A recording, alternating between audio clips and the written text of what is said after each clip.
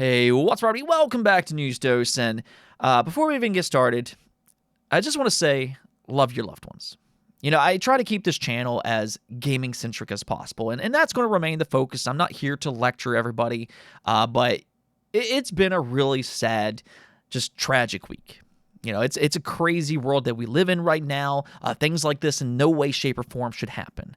But I say all that to say, just make sure to hold on to the people that you care about. Love your loved ones. And that's all I want to say on that. But obviously, we do have some gaming stuff to talk about today.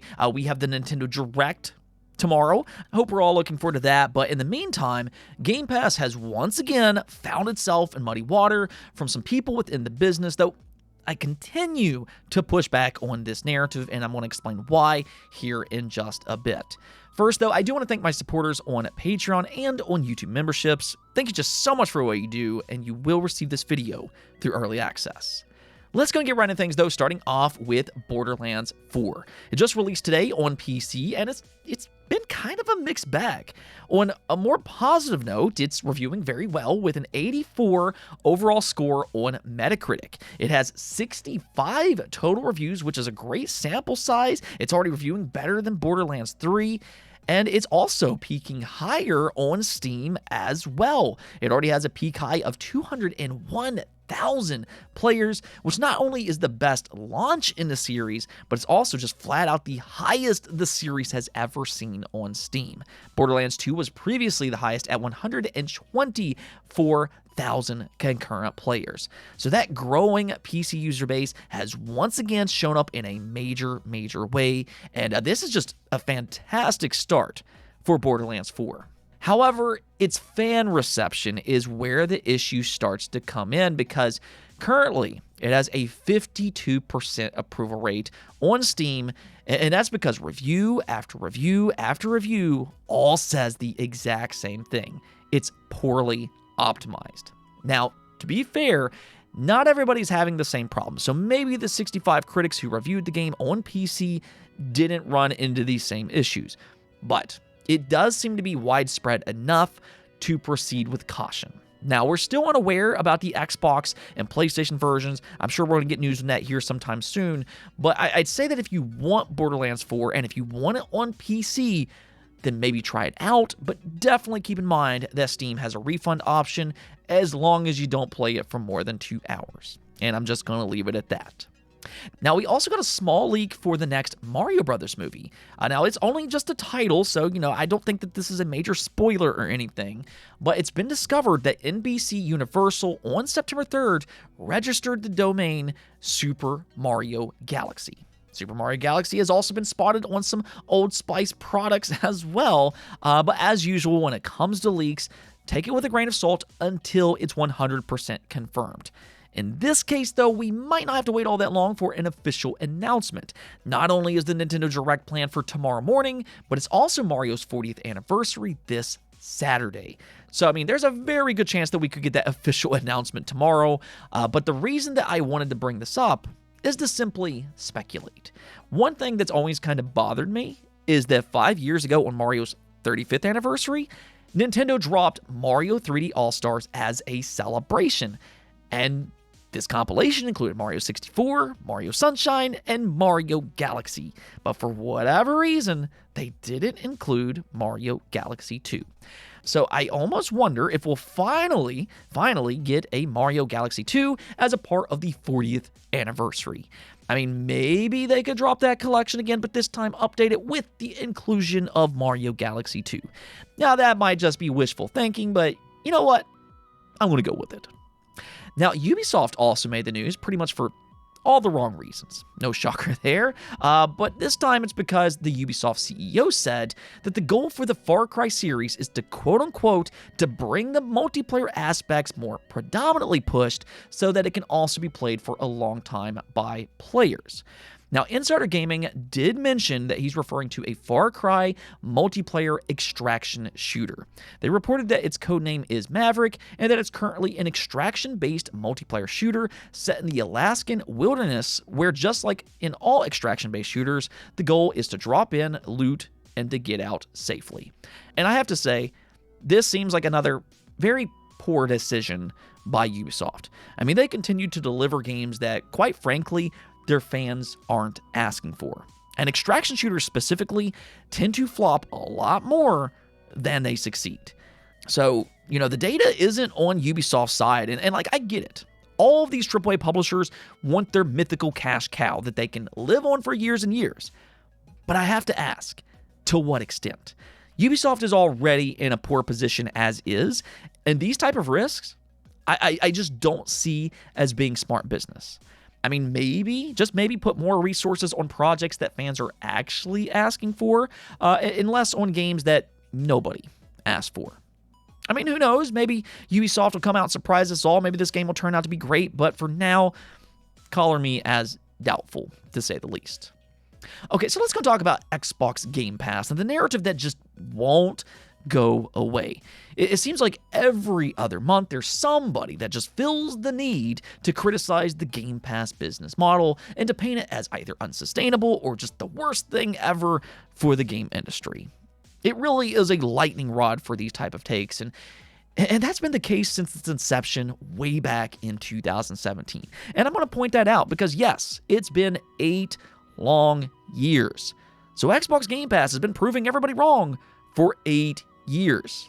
And I don't know about you, but I think that's a long time to be wrong. So I'm just going to ask, when are these people actually going to be right? Is it going to take 10 years? Is it going to take 15? Or just how long? I mean, maybe those people will eventually be right, but in the meantime, it's made a lot of customers very happy, and I suspect they'll continue to be happy for a long time to come. And that's my thing about Game Pass. I mean, if you don't like Xbox Game Pass and if you prefer to buy your games, then okay, I think that that's absolutely fantastic. Personally, I buy my own games as well. But at the end of the day, my frustration with this narrative is from a consumer perspective. It's one of the only truly consumer-friendly options that we have available, and especially given that it's been a financially difficult time for a lot of people this generation. So it's been a boon for a lot of people out there, and for that reason, I root for Game Pass, and I will continue to root for it. However, seemingly every other month, another naysayer pops up to stir the hornet's nest, and that's exactly what's been happening this past week. 2, not 1, but 2 ex-Microsoft employees have come out with some harsh words against the Game Pass model.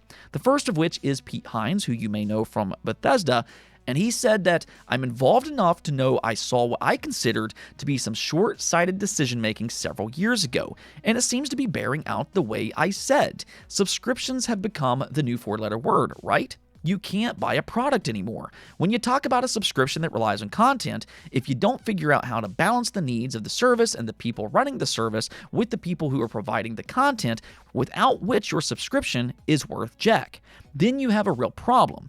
You need to properly acknowledge, compensate, and recognize what it takes to create that content and not just make a game, but make a product.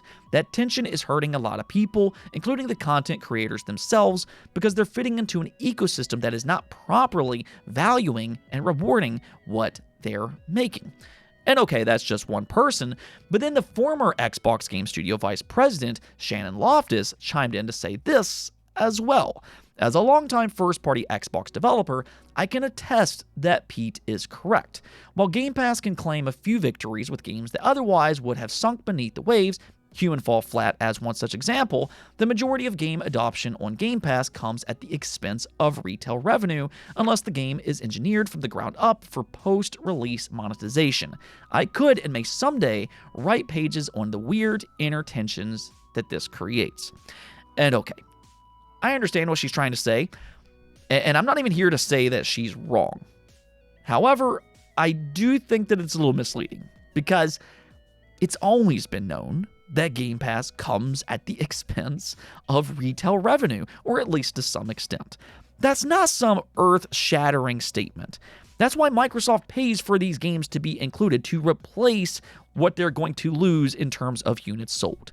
Hollow Knight Silksong didn't simply join Game Pass for free. No, Microsoft had to pay for its edition, and that goes for every single third-party game.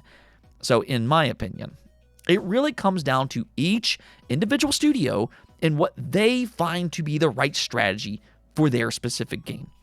I mean, for AAA games, Game Pass more often than not is probably not going to be the right business model. Now, there might be some exceptions to that rule, but there are a lot of other games that does benefit from Game Pass, and that's because of the exposure that it gives to said game. On one side, yes, that game might not have the same ceiling in terms of what it could potentially sell on Xbox. But that's also assuming that they would have had the same amount of exposure without Game Pass, which I think we all know is highly unlikely. That's where Game Pass truly shines for a lot of these games, because they get so much exposure that not only does it increase their chances to sell on Xbox because more people knows about it, but also on other platforms as well. So that's in addition to getting a check from Microsoft for being included in Game Pass. And I can point to various Day 1 Game Pass games that's had success. Games like Lies of P, Expedition 33, Sea of Stars, and Descenders, which had so much success thanks to Game Pass that the developer decided to include its sequel in Game Pass as well on Day 1. And those are just Day 1 launches. There's also the fact that AAA studios can utilize Game Pass by including some of their older games that might not be selling a lot of units anymore. Microsoft pays for those games to be included as well. And again, it also revitalizes them thanks to the exposure that Game Pass gives them with its 30+ million subscribers. So my point is that Game Pass is not the be-all, end-all for every studio. I thought we already knew that. But, apparently we didn't. This entire situation comes down to it's up to each individual studio to assess their own situation and to see if it could benefit their own game. If they want a Day 1 check and that extra exposure that Game Pass can give it, then Game Pass offers a good opportunity. So, if we're going to highlight that Game Pass isn't the perfect solution for every studio, which again, I thought we already knew that, well then, I think we should also highlight why so many studios, in fact, does like to utilize it. Now, if you want to talk about Xbox's first-party studios and their inclusion in Game Pass, then okay, sound off. But that's Microsoft's decision to make, and at the end of the day, they have reiterated time and time again that Game Pass is, in fact, profitable, and yes, that does include with their first-party games as well. So I don't know, I get a little tired of this conversation sometime, but to me, if we want to talk about what's really alarming in the game industry, then, there's so many other things that we could talk about, whether that be the outrageous AAA budgets, the endless amount of live service flops, or that the game industry is, quite frankly, pricing people out of the hobby. But for whatever reason, Game Pass, that's what everybody wants to talk about. It's often dubbed as the most alarming issue that the industry has. It's just ridiculous by this point, but hey, you know what? That's just my opinion. Let me hear yours in the comments below. Anyways, though, that's going to be it for this episode. But until next time, make sure to subscribe, ring that bell, and peace out.